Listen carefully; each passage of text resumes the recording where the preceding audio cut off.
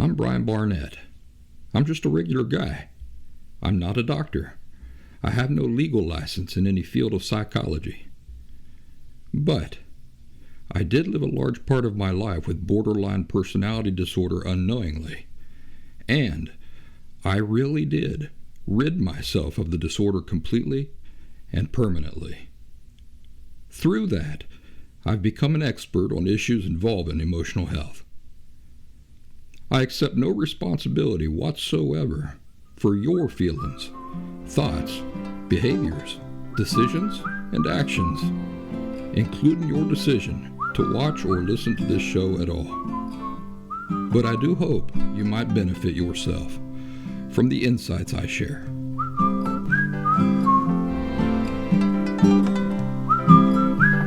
Happy Thursday, everybody. Welcome back to The Last Symptom. I'm Brian Barnett, the creator and host of The Last Symptom. Thank you for joining us this week. Really happy to have you. If you are a new viewer or a new listener, very happy to have you here. I hope you'll stick around. I'll say some things that, you might say, well, that's not my understanding of the thing. And there might be other things you say, well, that's just outrageous what he just said.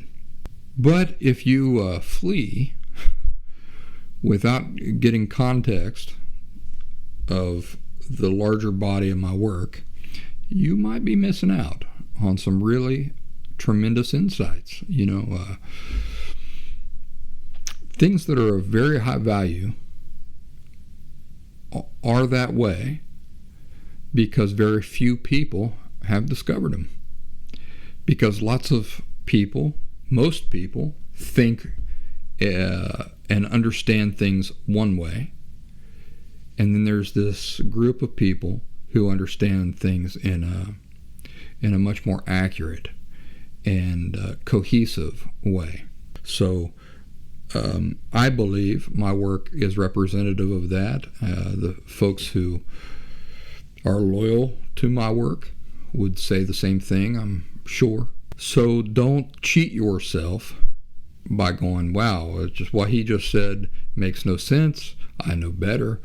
Other voices of authority say different, and so there's nothing to it. What I would recommend is that you try to understand why I profess what I do. Then you might be surprised. You might say, well, oh my gosh, this guy knows some things that lots of other people don't. I'll tell you why. Because I lived, well, as you heard in the introduction, I lived with borderline personality disorder, which is an emotional disorder. It's not a personality disorder. It's not a mental illness. It's an emotional disorder. I lived with it unaware for the first 35 years of my life at least. And then I authentically rid myself of that disorder. Now, how did I do that?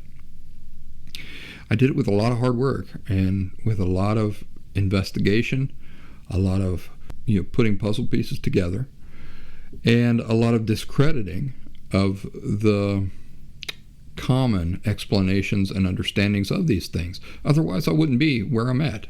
Think about it. If all the information out there, the voices of authority, if they know what they're talking about, if they're explaining the thing right, if they know it insightfully and truthfully, then lots of other people should be sitting here in my place, shouldn't they? But they're not. What should that tell you? It should tell you that I figured out some things that other people are overlooking or devaluing, right? So I share the insights that I gained from that. Now, the show is designed for anybody with an emotional disorder, not just folks with borderline personality disorder. I don't believe that I have emphasized that point enough over the years. So let me really emphasize it here for you this week. Emotional disorders are all rooted in the same thing. What does that mean? It means it doesn't matter if you have borderline personality disorder or narcissistic personality disorder or you're bipolar or you're any of these things that are rooted in emotional issues. If what you are dealing with or somebody you know is dealing with is rooted in emotional issues, then the last symptom is the place you need to be. To get us started, let me bring up some controversy. You know, a lot of us are reading these books now on electronic devices, right? Our iPads, our Nooks, our, what's Amazon got? Amazon's got a Kindle, right? We read books on our phones. And one of the really neat features in today's modern book reading is that if you so choose, you can select an option that will allow you to see which passages have been highlighted by the most number of people. And I'll tell you what, that's really nifty. That is a really nifty feature, but not for the reasons you think. The real benefit of seeing which portions of a book are the most highlighted is so that you know the portions that are the least important. And which portions are those? They're the portions that are the most highlighted. Why do I say that? The reason I say that is because the most people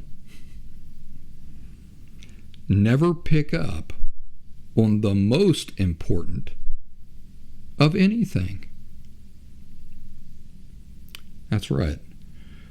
The most people never pick up on the most important or the most valuable, the truly most insightful of anything. To highlight this, I'd recommend you look up any book list, the best-selling books of that is happening right now. So whatever the best-selling books are right now, you look those lists up. You see how many of those books are valuable to you, or how many of let's put it this way: how many of those books are valuable to real life? Truly offer valuable insight to the important things in life. You won't find it on those book lists. Do you know why? Because they're all these romantic novels. They're all romantic novels that just entertain and satisfy enjoyment for fantasy. That's what the books, that's what most populates the best-selling book lists. So there's a real-life example. The most people never pick up on the most important of anything. Have you looked at the best-selling songs of our day? I don't know how it works anymore. It's probably the most downloaded songs of the day or the most downloaded songs of the week. Do that. Go through, sample the top 100 most popular songs of the day or of the week or of the month. Listen to the lyrics. See what's in there of value to you. And then come back to me and tell me, Mr. Barnett, here's what I found that was so insightful in the top 100 list of the most popular songs being listened to this week or today. And I will give you something, I'll give you insights that eclipse that on a large scale. Why? Because the most people choosing things never pick up on the most important of anything. In fact, if I'm inclined to highlight some portion of a book that I'm reading and I see that it's already been highlighted by thousands of other people, I say, Barnett, you can do better. You can do better. There's nothing there for you. There's nothing. If 20,000 people have highlighted that section of that book, that's low-hanging fruit. That is low-hanging fruit.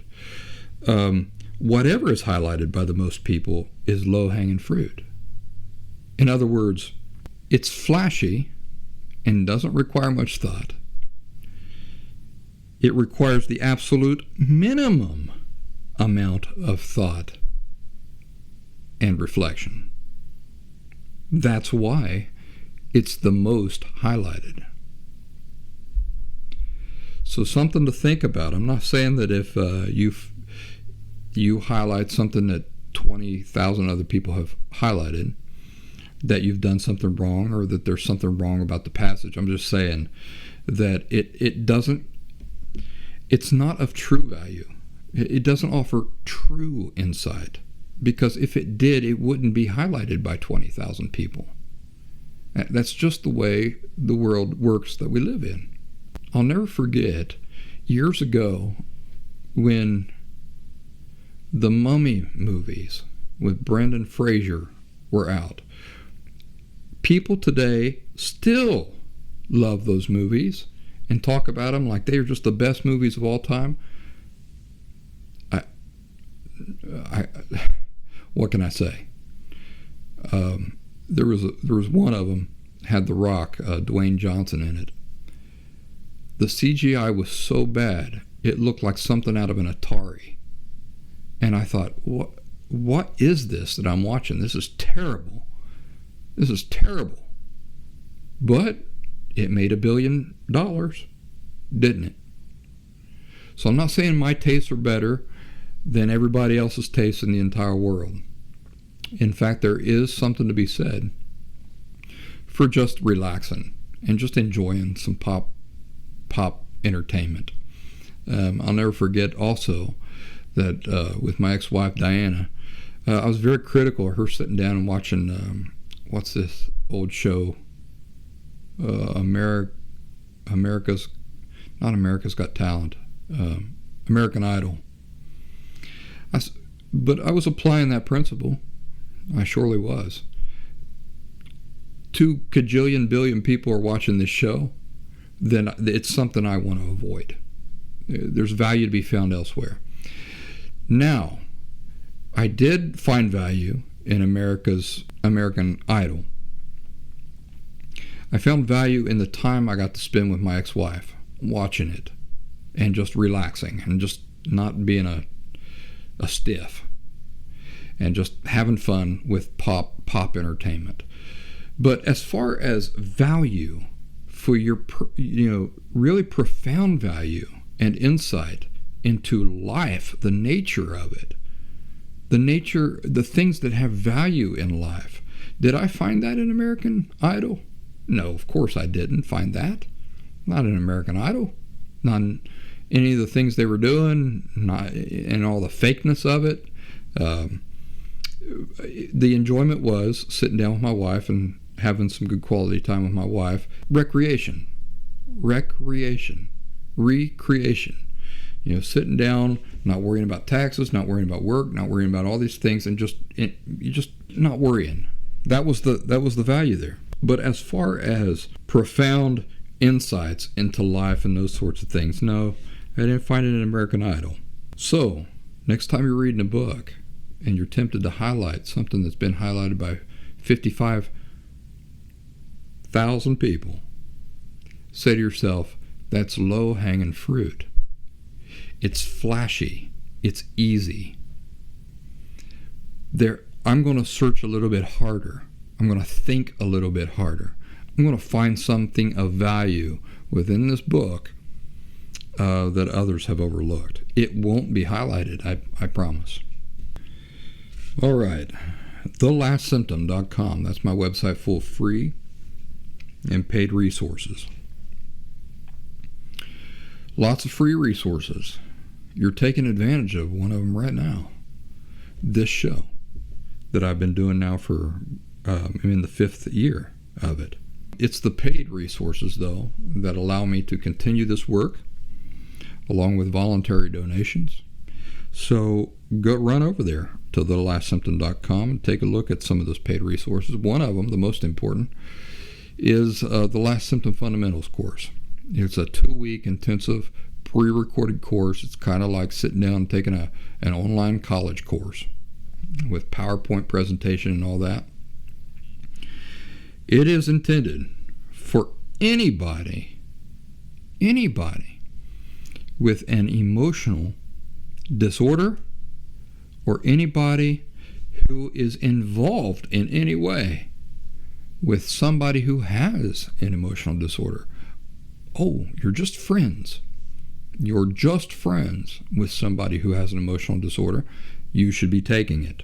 thelastsymptom.locals.com. That's our online community, private community.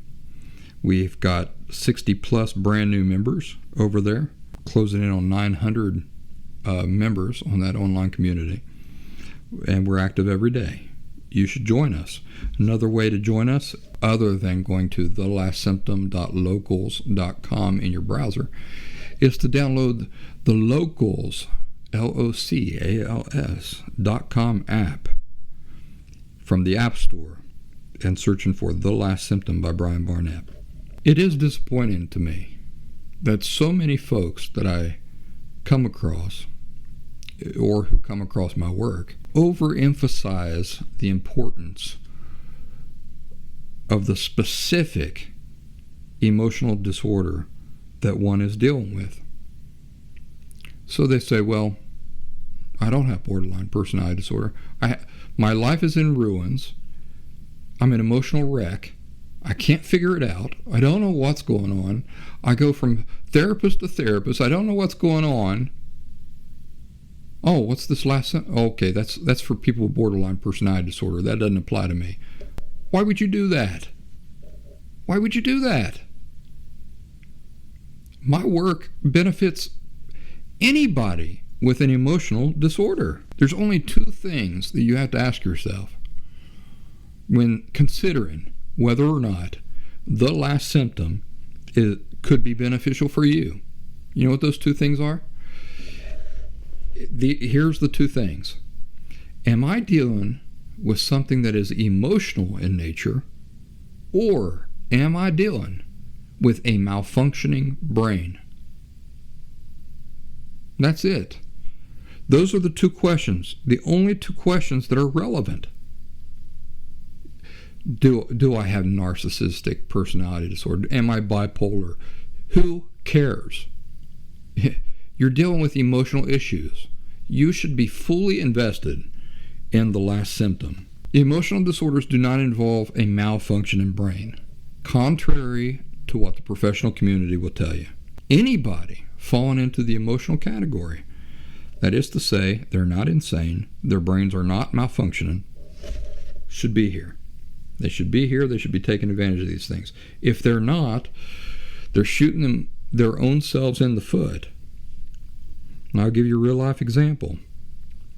Somebody the other day had the nerve to send me an email saying that she had purchased the Last Symptom Fundamentals course after a lifetime of BPD. I had offered her the course for free. Yes, because when she reached out to me, she seemed to be in terrible distress. I assumed that I wanted to help her. So I offered it to her for free. Didn't take me up on it. A month or so passed. Went off. She did her thing. There were other more important things, right, for her. Comes back. I'd really like to take this course. Well, you wasted my time the first time. I'm not going to engage with you the next time. Keeps at it.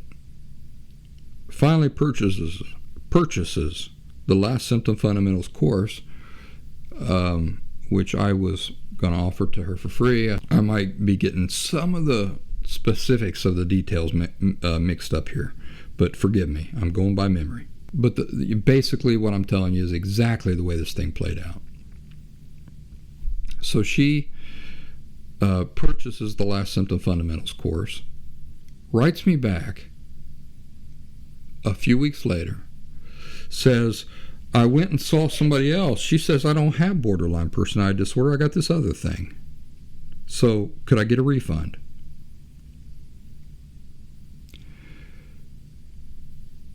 The answer was no. The answer was no. She made her choice. But at the same time, I was incredibly offended and saddened by that email. I'll tell you why. The way to describe it is this. It would be as if I were digging all day long in the hot sun for a treasure. I had a treasure map. There's the X on the map. I'm digging right in that spot. There's a treasure there. And I'm digging.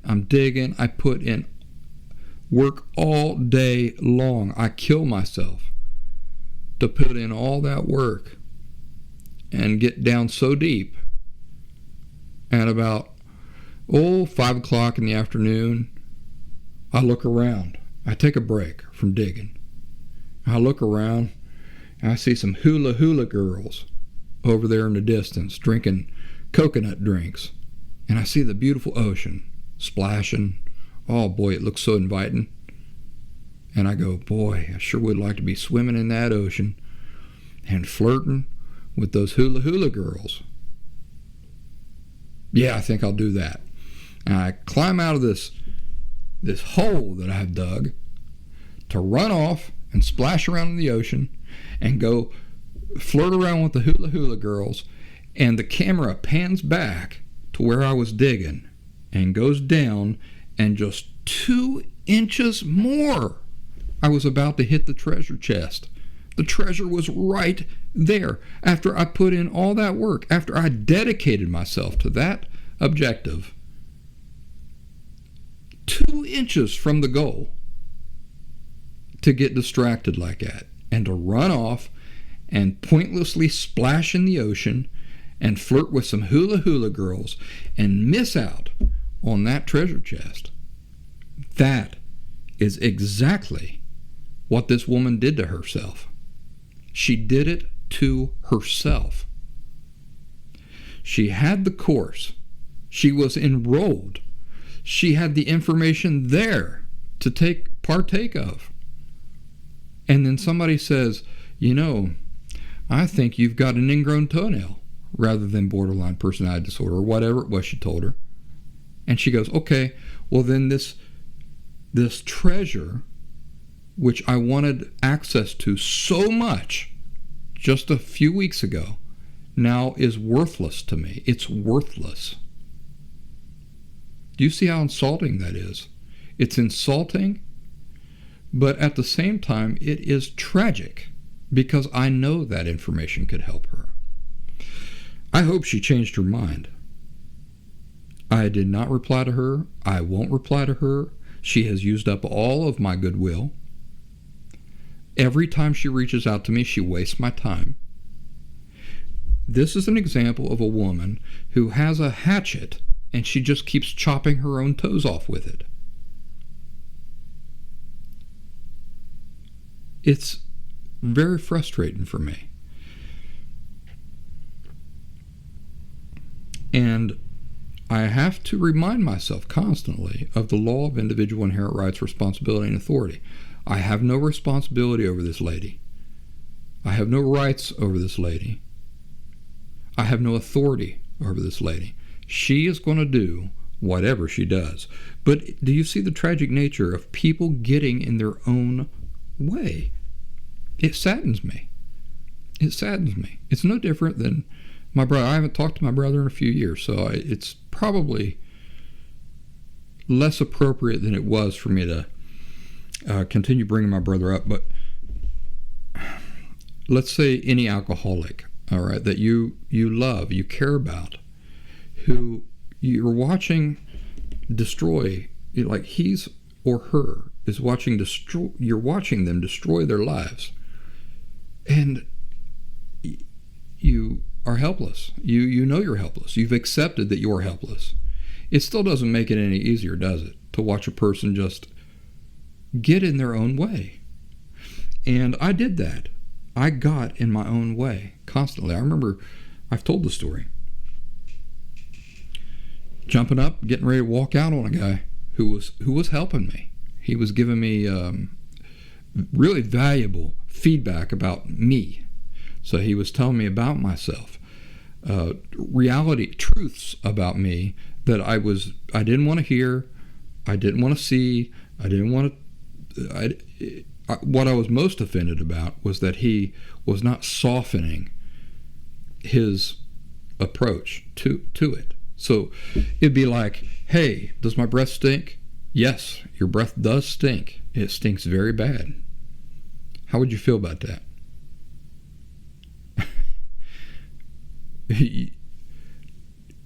You see what I'm saying? You want the answer to be no, your breath doesn't stink. Now, somebody who does not really care about you would say, no, you say you're fine. You're fine. Your breath smells fine. Let's go on out to the pubs and the taverns and the dance clubs. You get out there and the women are all running from you. Right? That's not very nice. It's not very nice. It feels better, right, to be lied to. But it's not very nice for somebody who professes to care about you to not give it to you straight, to not tell you the truth. Which would you rather have? So here I was in this meeting with this guy, and here he was telling me things about myself directly like that. Like, yeah, your breath does stink. Your haircut is messed up. Your clothes are out of date. I do smell the body odor coming from you. So how would you feel about that? You wouldn't like it. And I'm not saying a person has to like it. I'm saying a person has to be accepting of that sort of feedback in order to get better, right? All right, thank you. I'm going to go brush my teeth. Thank you. I'm going to go get a better haircut. Thank you. I'm going to go shower, put on some deodorant. I would have never known that my breath stank, or that my hair looked like that, or that my clothes, or that I was being perceived that way without this invaluable feedback that you're giving me. Thank you. I appreciate it. So that's the sort of thing we're talking about here. It's not pleasant, but it sure is helpful, isn't it? And that's the type of information and influence we need in our lives when we're unhealthy. We don't need the person there who's going to say what we want to hear. We need the person who's going to say what they truly observing. And that's what that guy did for me that day. He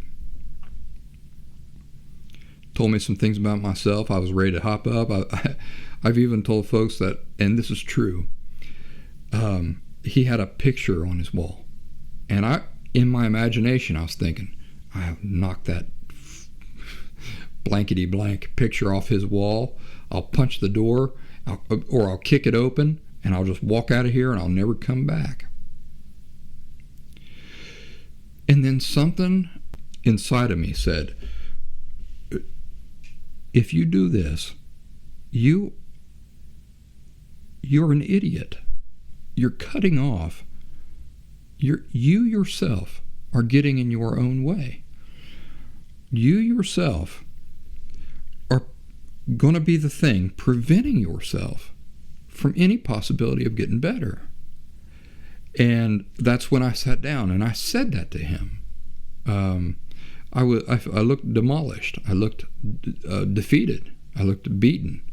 And I said to him, I don't know why, but I'm always getting in my own way. And he got up from the chair. He was sitting across from me, and he got up and he come over. He put his arm around me. He said, "It's okay. It's okay. You're on the right path now. But he needed for me to surrender in order for him to be able to do anything for me. This woman I'm telling you about is in that I know best mode. She's in that I got this under control mode. And she's just walked out the door. Knocked the picture off the wall, walked out the door with that treasure right there in her grasp.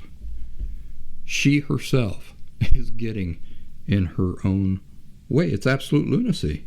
She's apparently passed up an incredible opportunity to understand and recover from her emotional disorder, whatever that emotional disorder might be, in a genuine way. Because why? Because from one day to the next, listen, on one day, she thought, the name of what I'm dealing with is this. And on the next day, somebody told her, no, the name of what you're dealing with is this. So she goes, oh, okay. So this thing that was really valuable and could have helped me yesterday is no longer valuable, and it can no longer help me. Do you see the lunacy of that? I deal with it all the time. Based on the name somebody's given her emotional disorder, the thinking changed from it can help me to there's no way that can help me, because all this stuff I'm dealing with has a different name now. So it can't help me. Absolute lunacy. So I'm not directing my frustration at you. I'm just sharing it with you. Somebody asked me recently, what do you do with people who can't discern opinions from non-subjective truths? What do I do with people who can't distinguish opinions, which are entirely subjective? We talked about it in the last few episodes of the last season, from non-subjective truths. What's a non-subjective truth? Non-subjective truth is the sky is blue, I'm a man, 2 + 2 is 4, ice is cold, fire's hot, and carbohydrates, bread, will give you a beer belly. So those are some non-subjective truths.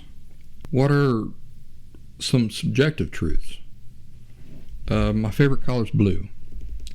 Best movie of all time is A River Runs Through It by Robert Redford, starring a very young Brad Pitt. Best book of all time is either The Frontiersman by Alan Eckert or Shantaram by Gregory David Roberts, or Dandelion Wine by Ray Bradbury. Those are subjective. You know, often scientists will say, well, the fastest a thing can go is the speed of light. That's not true, is it? We used to believe that was a non-subjective truth, but now we know it's a subjective truth because the universe is expanding. And the universe itself, the fabric of the universe, is expanding faster than the speed of light. So clearly, the fastest a thing being able to go being the speed of light is not true. If there's a loophole, right? And that exists. So anyway, you got an idea. Subjective truth, non-subjective truths. You get into a conversation with somebody about politics or about any of these sorts of things, favorite movies of all time. I've told you about seeing these conversations on the internet.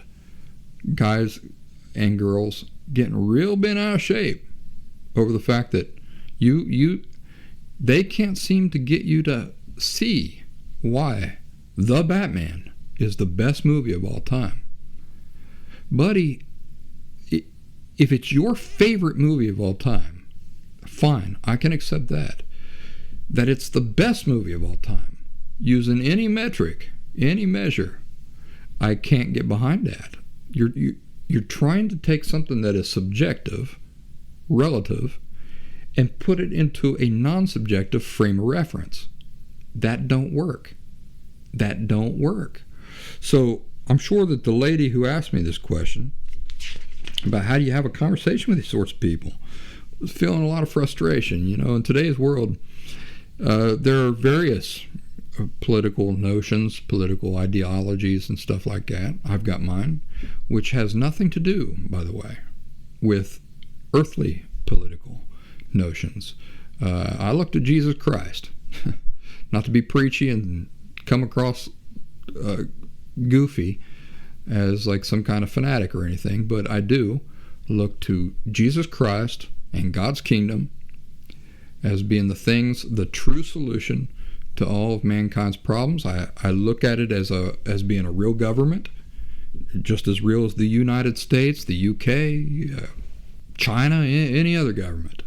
It's a real government. It just hasn't taken control over the earth yet.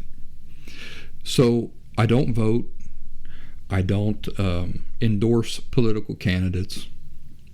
I try to stay as neutral as possible. Of course, I'm an imperfect human being.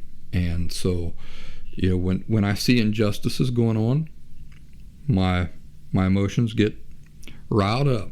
And there is that temptation to say, hey, look what they're doing. Look what they're doing. But I work very, very hard to maintain my neutrality in political issues. But, you know, even though I am politically neutral, I still get into political conversations, political ideology conversations with some of my friends. Some of them think like I do. Some of them look at the world and think like I do. Others don't. And I consider both. You know, I have best friends on both sides of that spectrum, and it's good for me. I've considered it very good for me. First of all, it allows me to exercise my neutrality.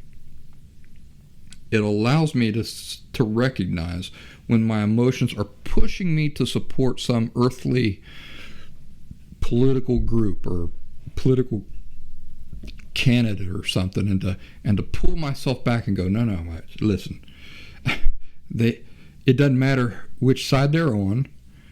They can't answer the important questions. They can't solve the important problems. You know, like, let me ask you this: is Joe Biden, between Joe Biden and Donald Trump, which one of those two are going to eliminate death and bring all the dead people that you're missing back to life? Which one of those two, Joe Biden or Donald Trump? Neither one, right? Neither one. Which one is going to eliminate hunger across the globe? Which one, Joe Biden or Donald Trump? Neither one, right? Which one is going to make food just so abundant and eliminate all the government and the politics that are getting in the way of people receiving this food? Is it going to be Joe Biden or Donald Trump? Neither one, right? Neither one. So I don't put my hope in Joe Biden or Donald Trump. I put my hope in Jesus Christ.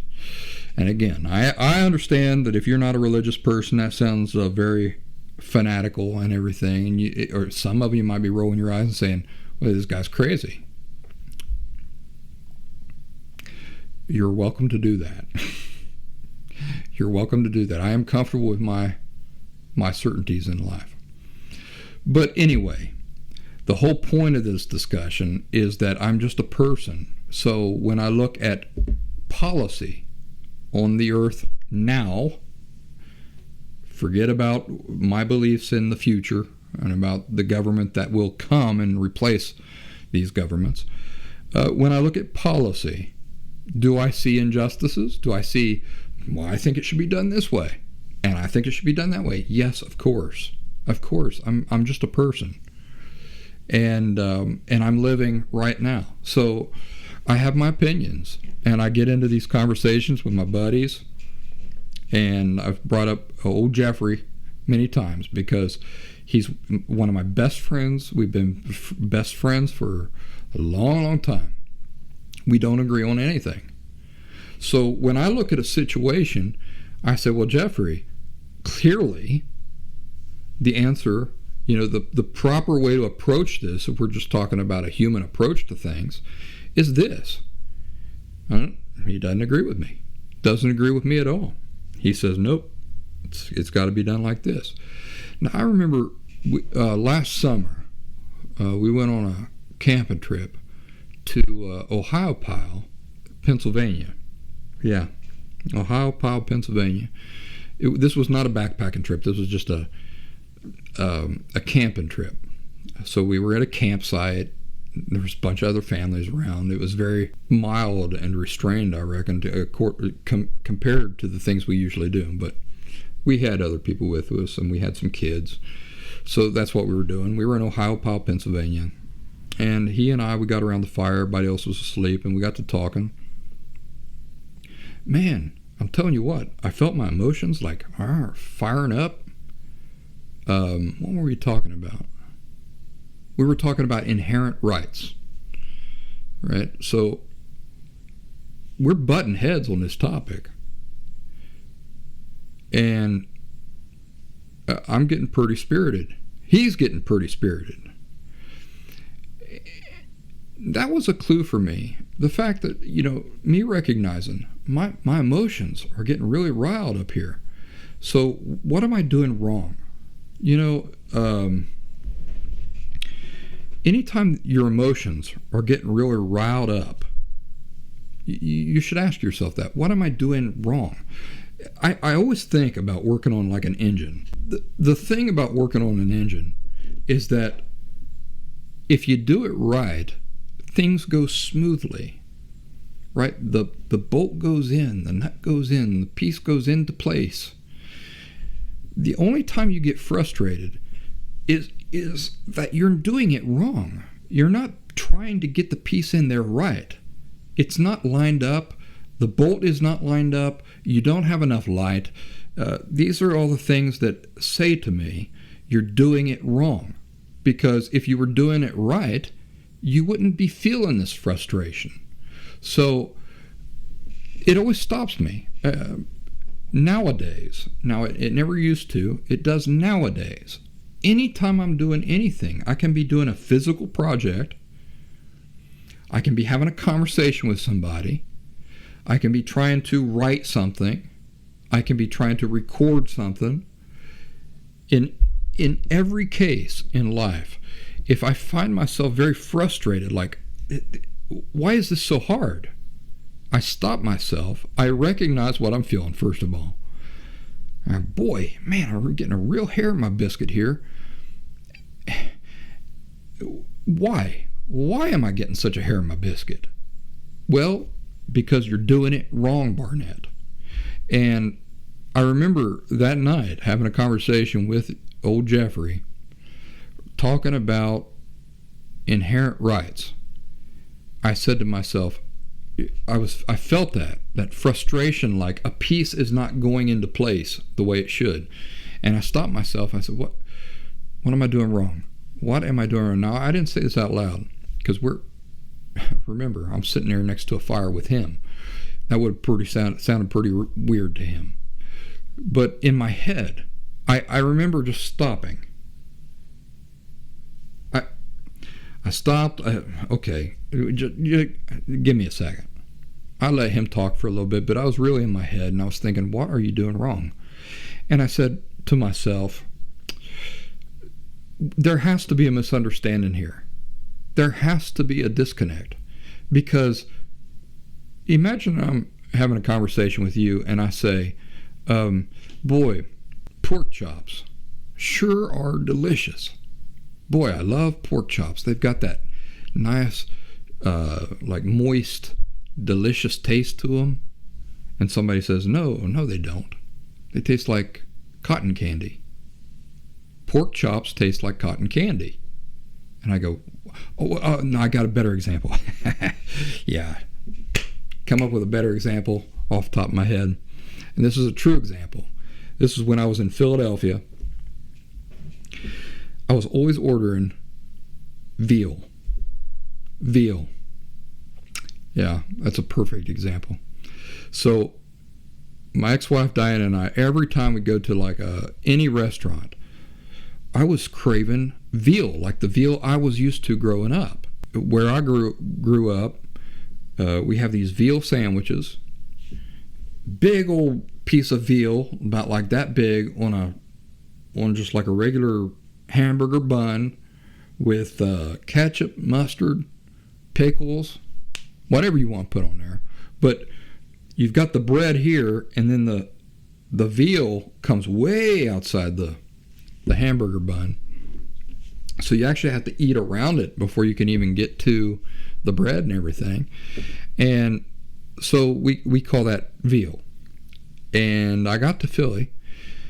Everywhere we went, I'd order this veal, and I'd get this slop, like this sloppy, tender, nasty meat. It was terrible. Terrible. Hated it. I thought, what is this? This is not the veal. This is not veal. And of course, my ex-wife, she didn't know. She didn't know what was wrong or how to help me or anything like that. No, this is not veal. I did that. I mean, I was up there for 12 years in Philly. And every time I'd see veal on the menu, I'd order it, and it was not veal. Now, what is wrong with these people? Well, there's a veal that the rest of the world knows. They call it veal, and that is like tender calf. So like they take tender calf meat, and it's actually kind of inhumane, in my opinion. If I had known that that's how the world's veal was made, I wouldn't have kept ordering it. But I was thinking it was like the veal from back home. So most people know veal as like tenderized calf, and they treat the calves very inhumane to get the meat like that, and it's considered kind of a delicacy. That's not the way it's done back home. The way it's done back home in Appalachia is it's fried pork. They take pork and they fry it like this thin pork meat, and they fry it, and they put that on a bun. We call that veal. So there's a perfect example of where my frustration, I should have said, why every time I order veal, I don't get what I'm after? I was really craving the veal that I was used to back home. You see, the frustration should have been an indication to me, you're doing it wrong. Something's wrong. There's something off. And that should have caused me to analyze the thing to try to figure out what's off. Never did. Not until I moved back to this area did it click. When I ordered a veal sandwich and I saw they had a sign, I reckon a lot of people complained for humane reasons, like, oh, you guys should be ashamed of yourselves serving veal. So they actually had to put up a sign that says, our veal, like the veal around here in Appalachia, is not this tenderized calf that you guys are used to. Our veal is something entirely different. It's pork. It's just fried pork. See, do you see how there was a perfectly reasonable explanation? If I had understood the two things well, then there would have been no conflict. I wouldn't have kept ordering that stuff out there on the East Coast, and I would have understood why it's so hard for me to find what I'm looking for. Maybe I could have even found what I was looking for out there on the East Coast if I had just ordered fried pork, right? Just give me fried pork on a bun with ketchup, mustard, and pickles, and that'll be close enough. I'll just close my eyes and pretend that I'm eating the veal from back home. So, having this conversation with old Jeffrey, I did that same thing, getting frustrated like that. What?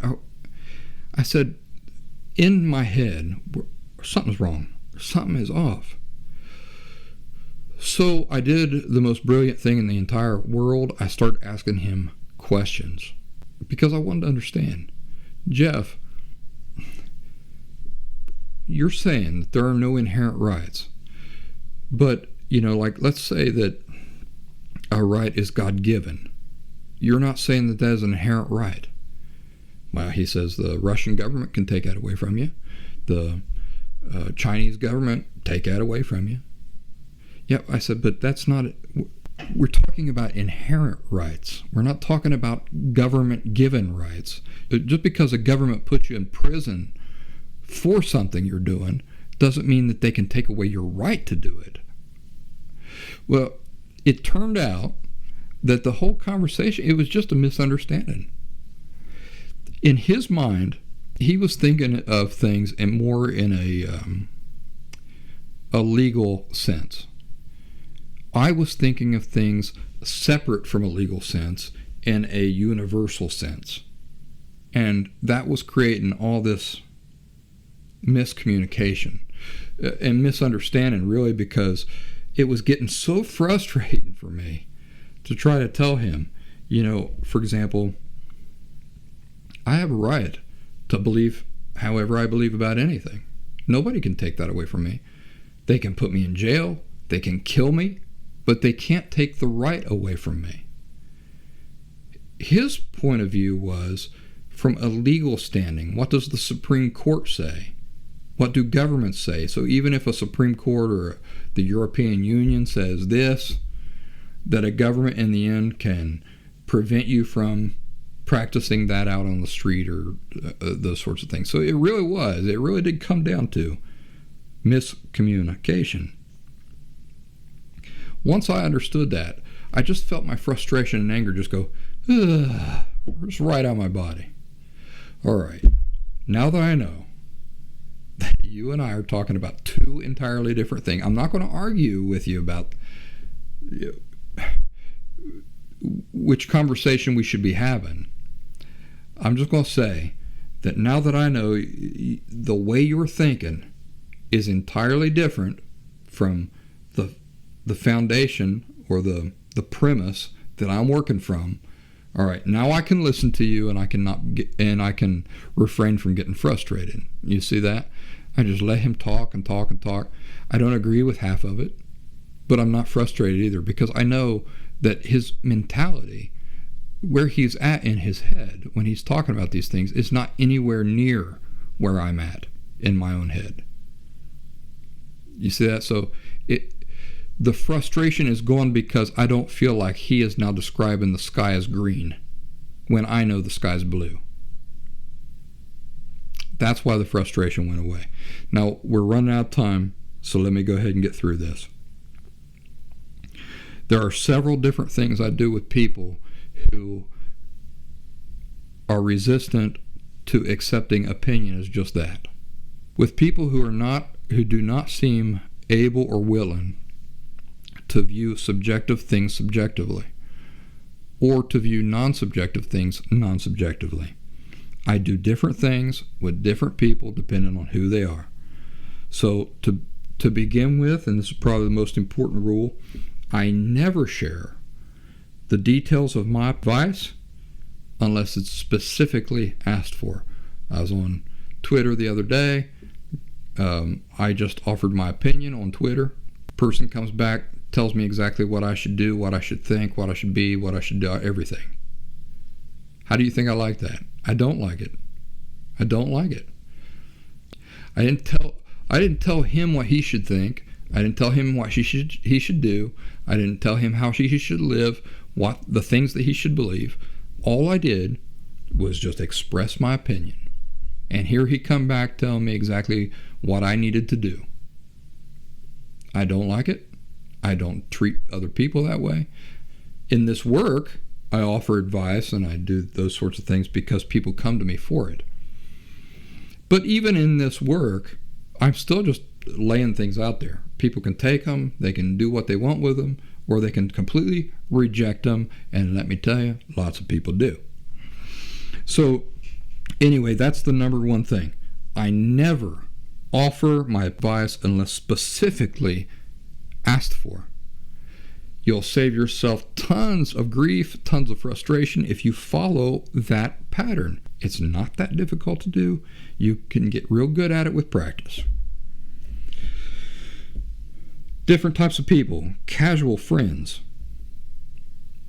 With casual friends, these are not my best friends. These are just people I bump into. We get into a conversation. Here's what I do. I plant seeds of curiosity by asking questions, but I don't push.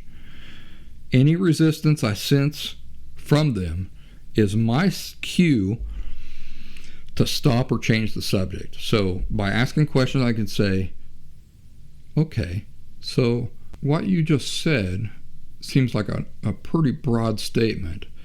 Would you think that applies to a person who does this or that?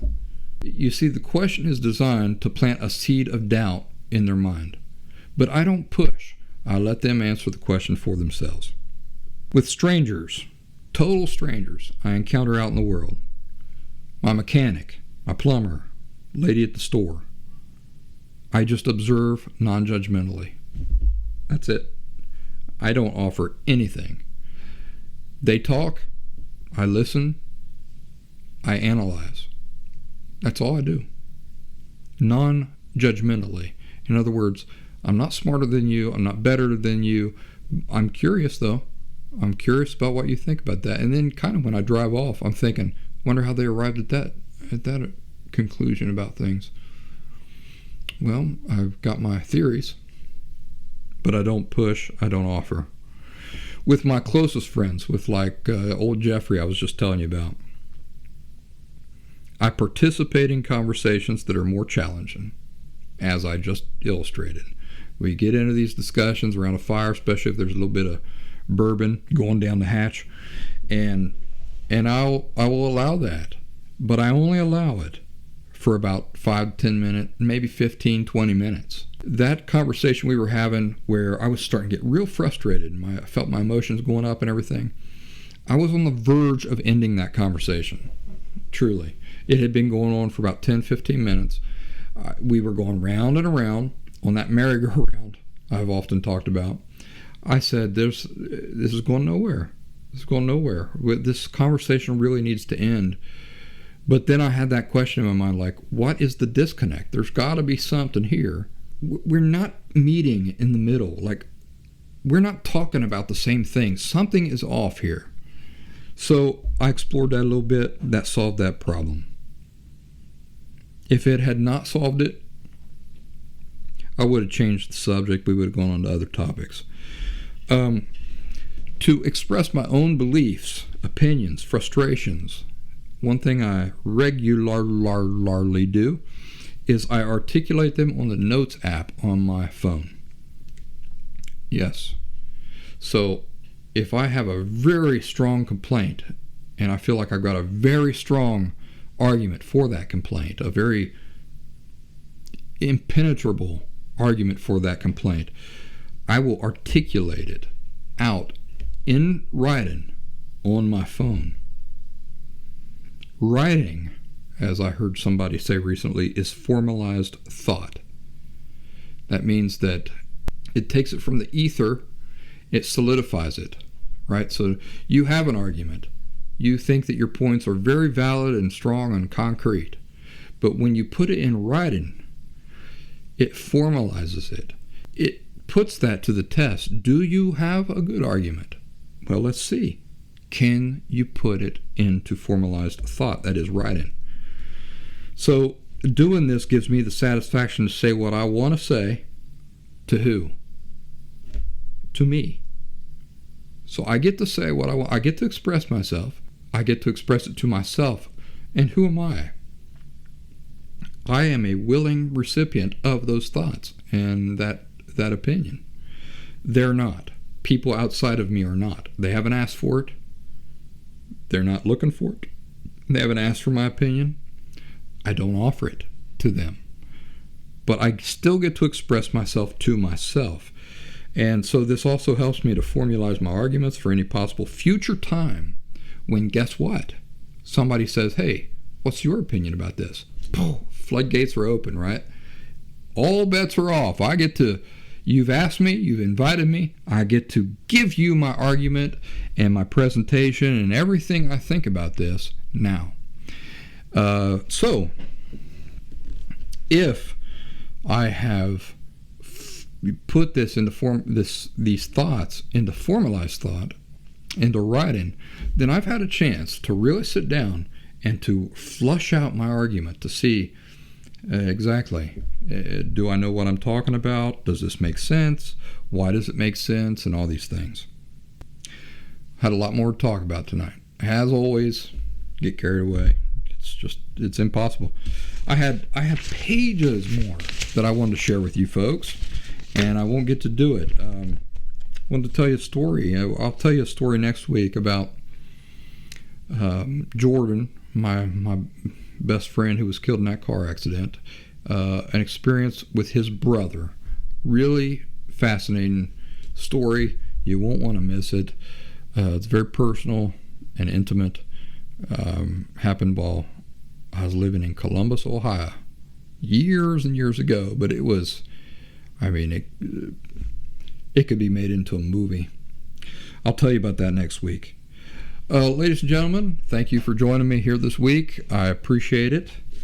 I hope that you've enjoyed this show.